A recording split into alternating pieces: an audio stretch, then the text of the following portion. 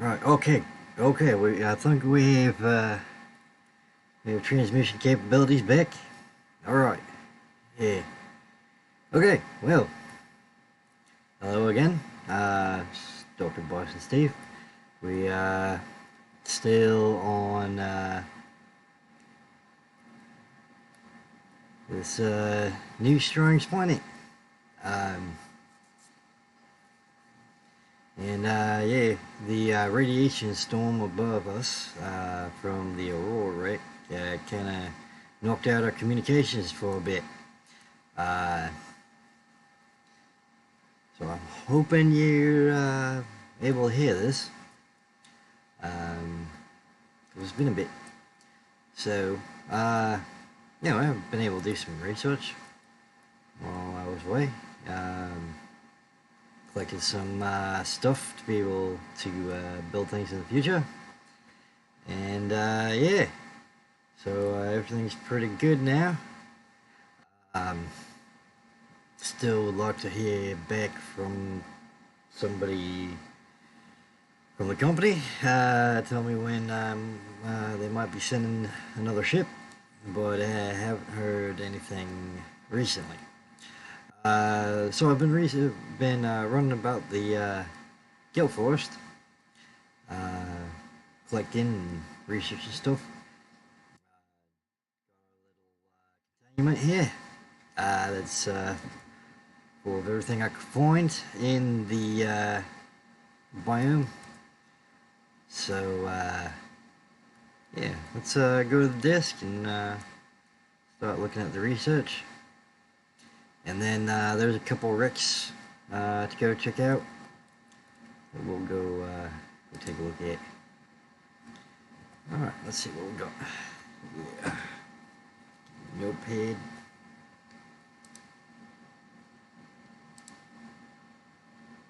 Doing a little research. We got these new entries here we'll take a look at. Let's start here with the eye stalk. This one was a creepy one. So it's got little eyeballs on it. Cave-dwelling tuba dotted with luminescent photosensitive eyes. These eyes may in some way direct the twisted growth of the stems themselves, possibly in reaction to other light sources, proximity of cave walls, or other environmental conditions. Yeah, when you first came across these suckers, didn't know if it was a creature or if it was a plant. So we approached it with some caution. I also believe the eyeball features are a defense mechanism, scaring off any potential predators. You might think it's also a predator. Have to get them. A lot of that's found back on Earth. You see all sorts of creatures that do that. Anywhere from insects to frogs to snakes to caterpillars that make themselves look like snakes. Yeah, whole 9 yards. Anything to deter predators. We also have the brain coral. This is I found this to be a very useful, if not indispensable, early on in the survival here. If anybody else is here that needs to survive and finds these recordings, this will be one of your best friends. It's a permanent growing colony of microscopic organisms. The coral species has adapted to filter carbon dioxide from the environment, using the carbon to build the colony, and expelling the oxygen from specialized exhaust funnels. It is quite hardy, suggesting samples from a mature specimen could be grown artificially, which I have managed to accomplish. Air tanks are equipped to siphon oxygen from the water where possible, but these are the best option here. You find one of these, you'll fill your tanks up real quick. Or if you don't even have tanks, you can find these and suck up the bubbles and be able to stay down quite a bit longer. Very, very useful bit of coral there. Looks kind of funky, but it does the trick. Some other flora here. We already did the creep vine, which is very prevalent in the kelp forest. So that's kind of why I called it that. So yeah, we'll leave that alone. As we've already gone over it. Got these. I found these in the cave. I don't have a sample in the containment, as I couldn't find a decent spot to anchor it, and getting a hold of one is very, very tricky. Called the drooping stinger. They have zero photosynthetic. You'd think I went to school for this. Cells detected. Employs carnivorous adaptation to low light environments. Follicles along the tentacles are capable of detecting contact with foreign bodies, triggering an electromagnetic charge in the 600 watt range. It stings a little, I'll tell you that for sure. Prey is likely paralyzed and consumed over many weeks. Eats small fish, and I would avoid it if you can. These are very similar in function to a lot of earth jellyfish. And even in look, they look quite a bit like an earth jellyfish. However, their mechanisms are very different. Whereas earth jellyfish use very, very powerful toxins, this uses electricity, which I gather it gets from friction.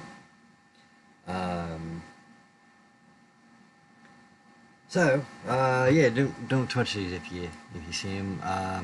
The biggest threat is a sufficient enough charge will knock you out, and you might run out of oxygen before you wake up, and you die. So yeah, avoid them, especially the big ones.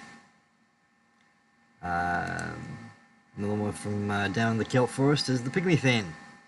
It's a common, mildly luminescent plant, discovered primarily in shallow waters. I think it's quite pretty. It's definitely a nice little bit of scenery there. But other than that, I haven't really found any good use for it. So it just looks nice. Go to fauna here. This one was a bit of a trick.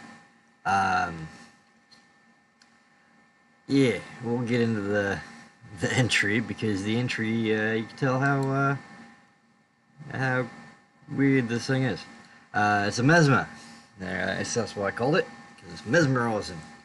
It's a small carnivorous life form with a unique hunting mechanism that enables it to hypnotize its foes. This one was a surprise. It has some outer wings. The mesmer swims using a number of wings, which can be angled up and forward on approaching its prey. Kind of like a butterfly. Or actually more like a dragonfly. Tiny lenses on the surface can be tilted independently to create mesmerizing patterns which flood the victim's brain with enticing messages, interpreted in whatever form is most convincing by the target. It has a pretty hardy outer shell, can open its jaw-like recess in its protective outer shell in order to, and this is where it gets funny, this is where my link to the pad here kind of went a little funny, because I went a little funny. To share its beauty, do not resist. Assessment, draw closer. No.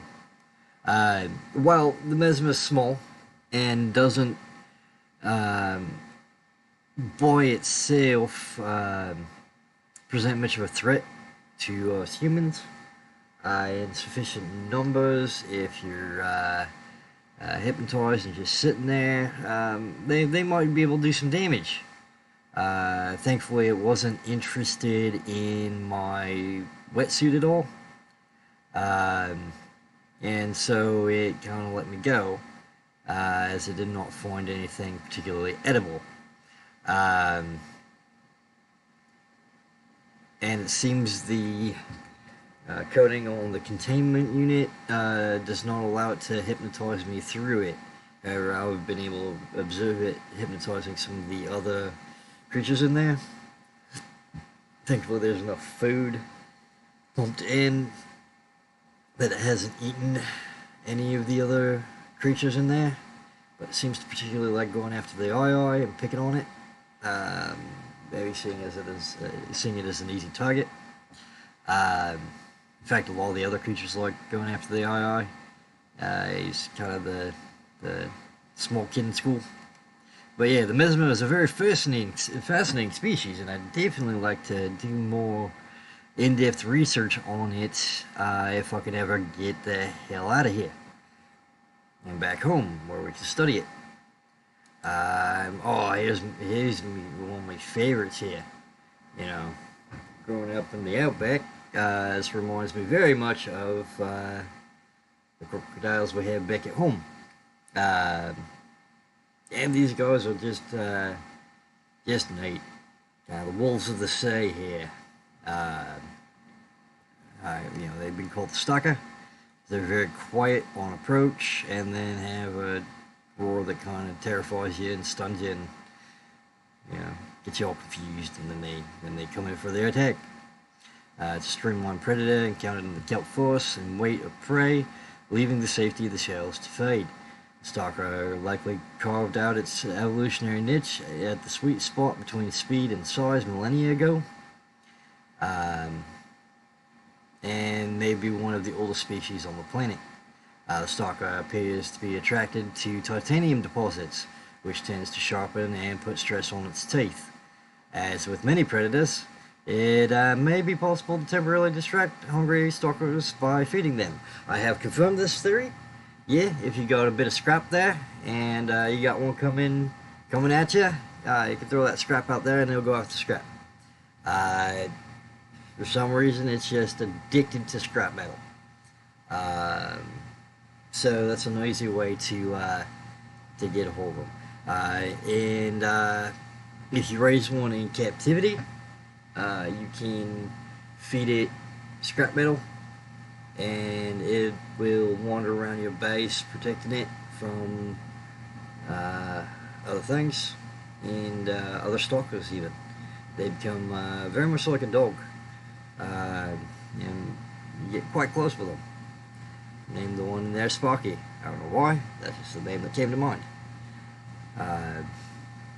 Its teeth are unusually hard and fast growing. Its elongated snout can deliver huge biting pressure to larger attackers, while being used to reach small herbivores seeking refuge amongst the rocks. It gets in those nice crevices real good. And some of the holes that are harder for other predators to get into, yeah, he can get his mouth in there and just go to town. Have a good dinner. Night vision. Retinal layering on the eyeball suggests adaptation for nighttime hunting. These guys are even more active at night. I will confirm that. During the day, they're not much of a problem, but at night, man, yeah, they can be a bit of a trick. That's also their preferred hunting time. So, yeah, you're more risk of attack from them at night than you are during the day. During the day, they generally won't recognize a person as prey. They might be curious, though, and still take a nip at you. But at night, they can mistake you for bigger prey. Or they might just be a little hungry at night. I'm not sure yet. But, yeah, watch out at night from them, because they will sneak up on you, and you can't see them until it's too late. They got some interesting dorsal ridges. These ridges can be moved independently to deliver superior maneuverability. That's these up here. Very funny looking, but they do provide some extreme mobility. Even these front ones there helps them turn very quickly. It's got a couple pelvic fins. They're long and powerful, kind of like a blue shark. The stalker has evolved to hunt the fastest of prey around here. Um, I've done some work on the teeth, and they may have applications in enamel glass fabrication once I get to that point. So if I need to take a sturdy glass, stalker teeth might be a good component in getting that going. I've got a few of the smaller guys here. Go to the eye here. I mentioned earlier, he's a funny looking guy. Just one giant freaking eyeball. It's an extreme evolutionary adaptation where 90% of the life form's body mass is dedicated to the ocular cavity. Its oversized eyeball has deep set rings in the lens, suggesting specialization for identifying its predators in low-light environments long before they come into attack range. It has very underdeveloped fins. It's incapable of fast movement. This species is vulnerable to agile predators at close range. Shark species may have evolved hunting techniques to close on the eye unseen from above, below, or behind. Though it does have a very good 180 degree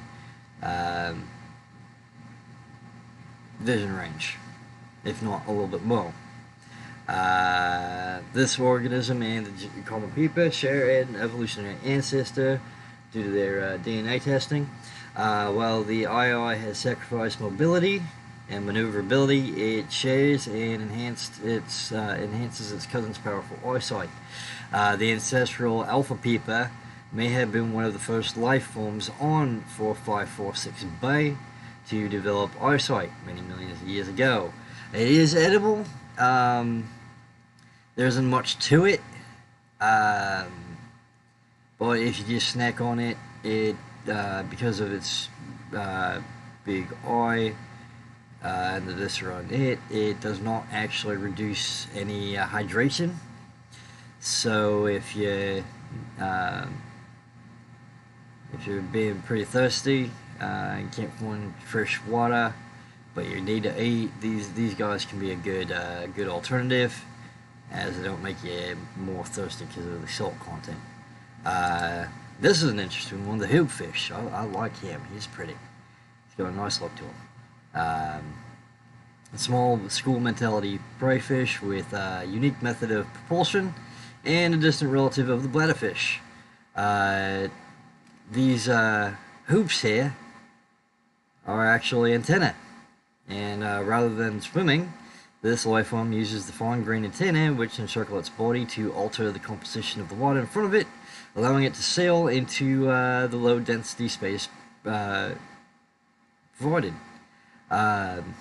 Its purple and green coloration may be a camouflage adaptation for mid-range light wavelengths, possibly indicating the hoopfish is more active at dawn and dusk, which does seem to be the case. While schools of hoopfish will form periodically and evade predators en masse, this behavior is more social than it is defensive, and lone hoopfish are often found hunting for food and displaying generally curious behavior. They're edible, and that's also how I found this guy. You know, he just came right on up to me, and I just grabbed him. It wasn't hard. Didn't even have to stun it or anything. Just picked him up, put him in a case, and brought him here to put in the containment. This one's an interesting one. The hoverfish. Kind of looks like the face is kind of like a frog from home. Its propulsion method is the unique part. It's a small, cautious herbivore, commonly found in kelp-rich environments. It has charged foot pads. 6 unique limb appendages feature charged pads capable of ionizing the surrounding water. The hoverfish uses this ability to maintain its position against the current as it feeds from kelp and lichen. It's also edible, but it's also adorable, so I've only had one of them, and it tastes alright. So, but it's not as good as piva or even boomerangs, so I generally can't leave it alone. And one more intro, I believe. We have scavengers and parasites. Got the bleeder. Simple parasitic organism, little more complex than the common space tick, but just as dirty. Uh, it's got this ductile sac up here, used for collection and digestion of blood drawn from host creatures. Its jaw consists of rows of teeth and mandibles used to attach the skin of its victims. In the shape of almost of a bird of prey from Earth. So it latches on. It can latch on really nicely there. I believe its low speed and poor defenses suggest they have evolved primarily as carrion feeders, but are also prone to target larger living creatures, which are less likely to notice and take action against this parasite. Which is the case. That's how I got this one. After coming out of that last big wreck we looked at, I found him on my leg. Well, actually on my leg. Trying to get through, and he punctured a bit of my suit and was actually able to get some blood out of me, which is why he was still there. The assessment is they are inconvenient and unhygienic. Avoid them if you can. I've managed to find synthesize a repellent for them, so hopefully I won't come back with my suit full of these little guys again. Yeah. Alright, well, it's back to nighttime here. The day-night cycle here is pretty short. Doesn't give you a lot of time for exploring. Let's see what we got for new messages, shall we?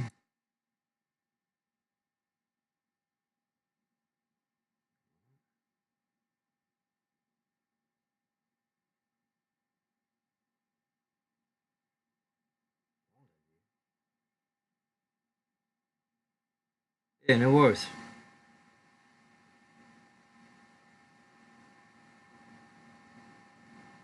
Trying to avoid leaving anybody. That's everything. Alright.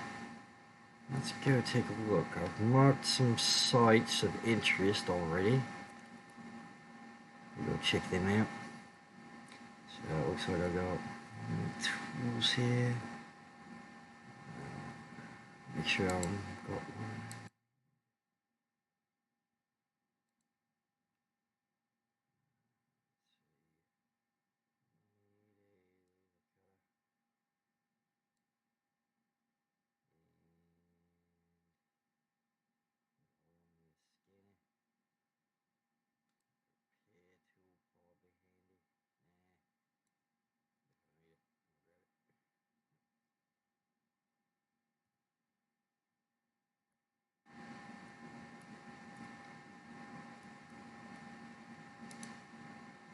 Alright, off we go.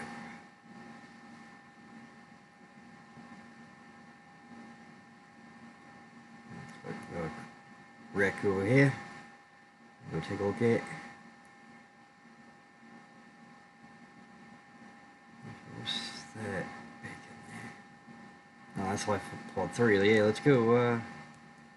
Let's go check them out. There's one of my cameras getting tore up by a stalker. Yeah, cameras. Oh man, I forgot how creepy those guys were. Not seeing. Oh, that's not good. Yeah, I'm seeing.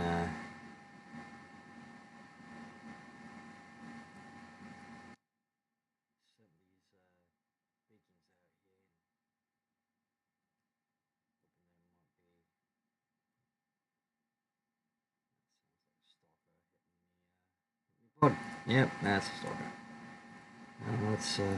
Let's see what we got. Yeah.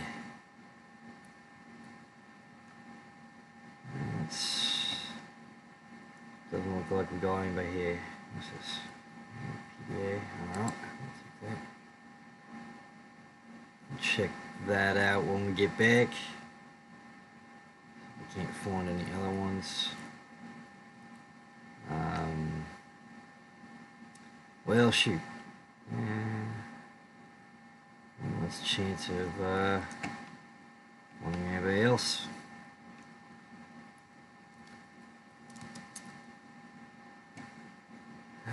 came and we've seen it. Let's go grab up that bacon.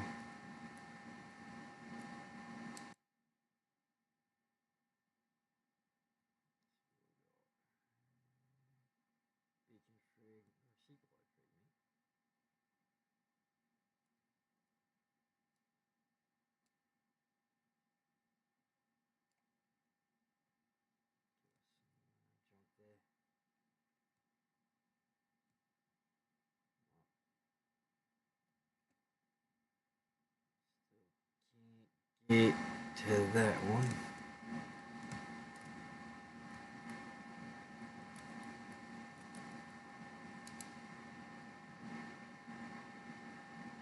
Where's the next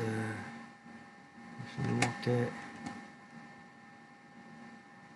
There's no one. Seemed to be close by. Yeah, right there.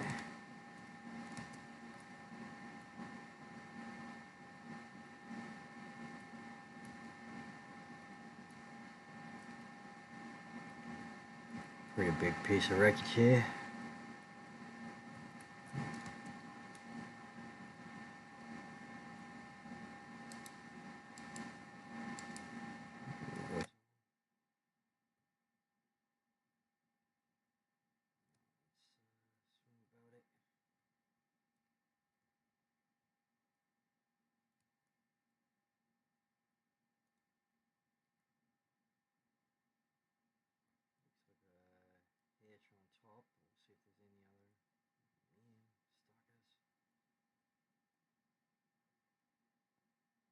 Really love the stalkers, but they managed to freak me out. They just managed to spook me. Looks like we only have one entrance, I believe.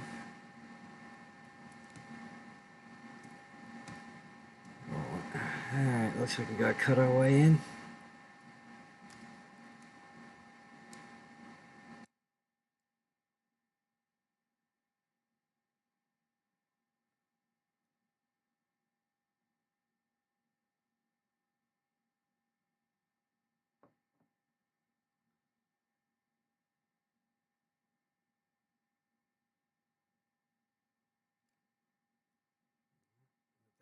Off a sec.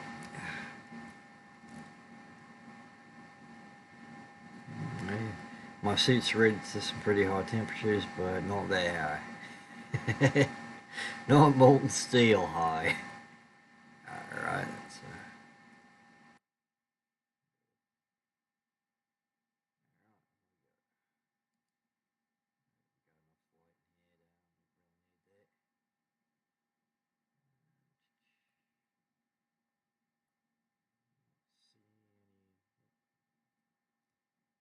no pressure in here, so I don't think we'll find any spots. What's this? Hey, what's up that? Oh, hey! It's that crew you sent after. It's in for warning. We'll go take a look at that when we get back. That's for sure.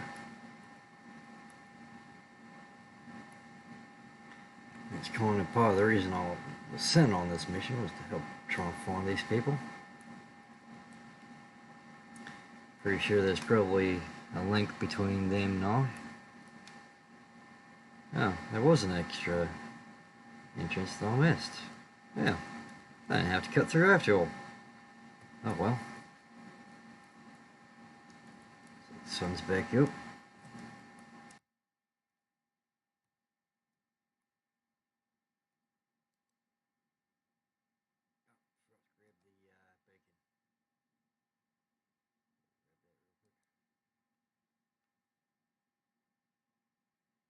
We'll look around for more wreckage, but oh yeah, there's a little bit here. What we got? What's that? What is that? Oh, mobile vehicle boy fragment. I've got one of those. I haven't got those blueprints running anymore. Yeah, it looks like the stalkers have run off with all the remaining bits of wreckage there. Bison. down there. Rick, my camera's around. I think there's just 2 more places to go.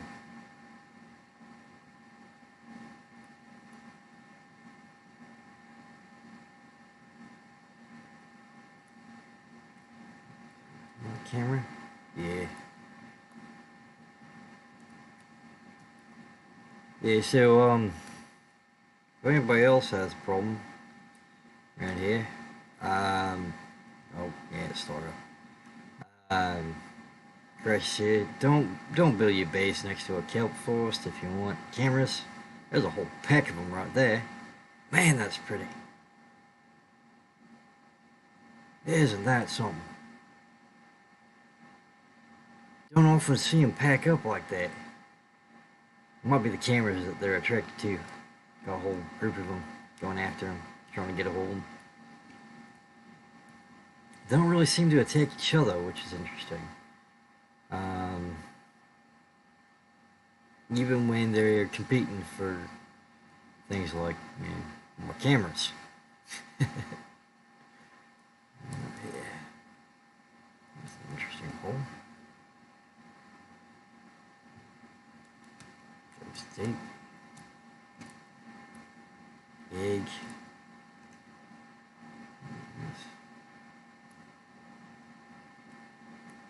There's one with some scrap right there. Yeah. Take a snippet, might seam off. Won't do much good. Alright, and where's the wreckage?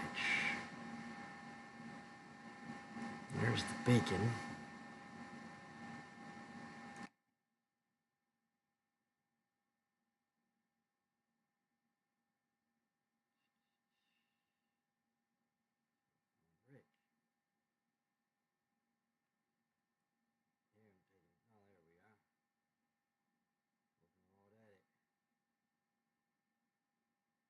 Those stalkers like taking nips at the old seam off there. Which way, yeah, we've managed to find some teeth of theirs. Alright, how do we get in this one? Not from up top, that's for sure. There might be an opening there. Man, they got a terrifying cry sometimes. Especially if you're not expecting it. Yeah, so this cave is, don't go in there. Or let's stay us. It's actually where I found them.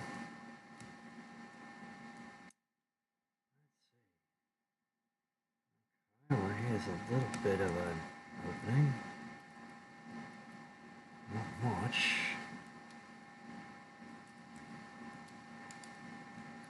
Yeah. Oh, here. Seaboard fragment. Got that blueprint.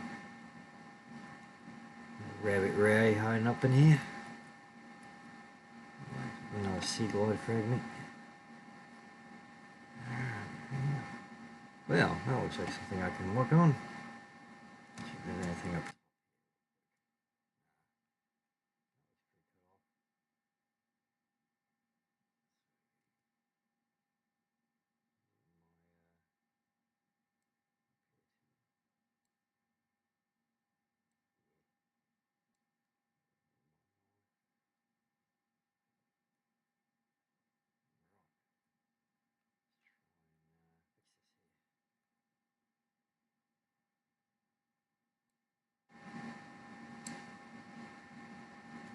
Man, what I was telling about the bite pressure of the stalkers too, man, you can hear the jaw snap from quite a ways away.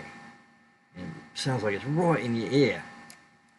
So it can be very disconcerting. You think one's getting right up on you and it's not even looking at you.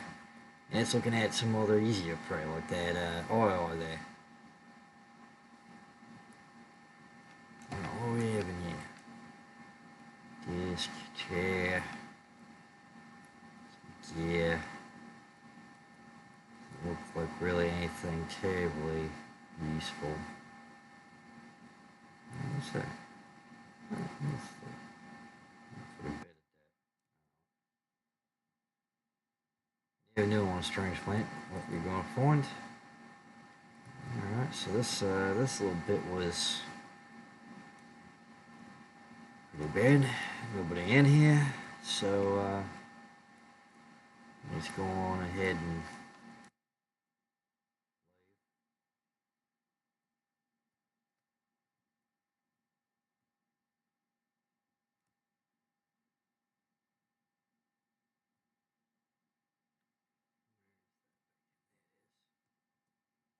hey, buddy. Oh, whoa. No, hey. Don't take a snip at me.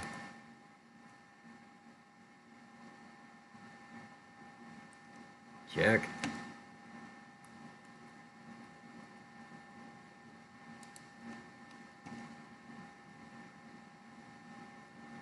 Want a bit of metal. Not seeing any. A couple of the fellas right there. They do not like that sea moth.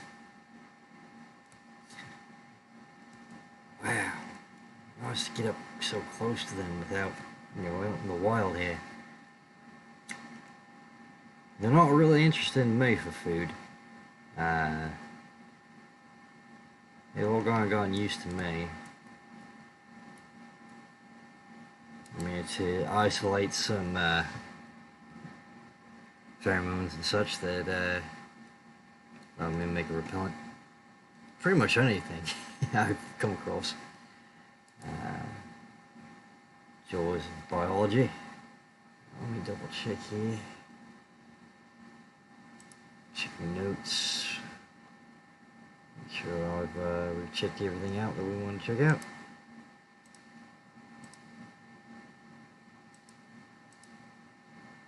I think we're here. Yeah, I think that'll be it for today.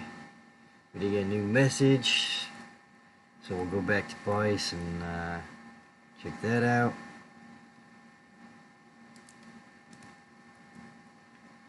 And then we'll start researching the next area for you. Called the grassy plateaus. Reminds me kind of the outback prairie.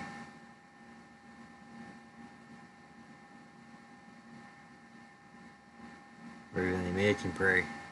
Especially down the southwest with the mesas and such.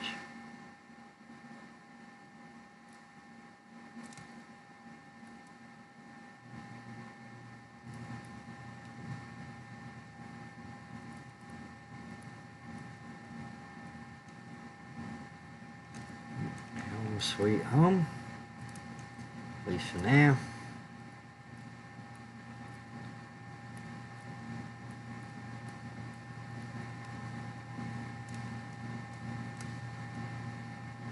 Oops. Yeah, there we are.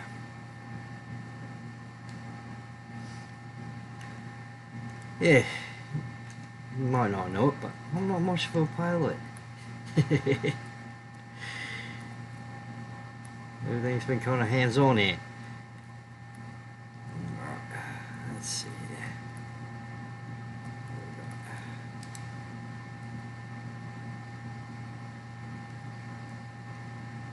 Alright, 12.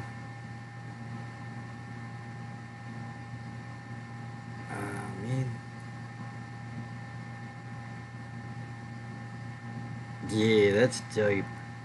I can't even get there in the sea moth. Cross depths 900. I guess we're not getting that one anytime soon. Same with that one.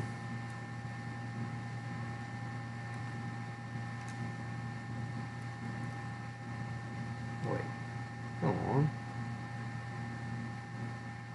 No, that's distance, not the depth. Alright, next time I think we'll go take a look at Ballad 19.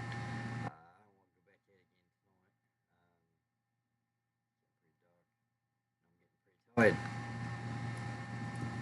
I don't know if I've shown you the bedroom yet. Ain't much to it, but yeah, it's a bedroom. Let's go to bed. But yeah, so that's the kelp forest there. This time we'll move on to the grassy plains and go so far to them. And yeah, that'll be it.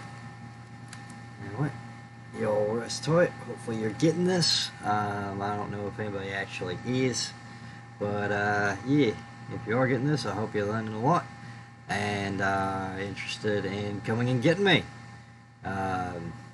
Getting a little bit of cabin fever here.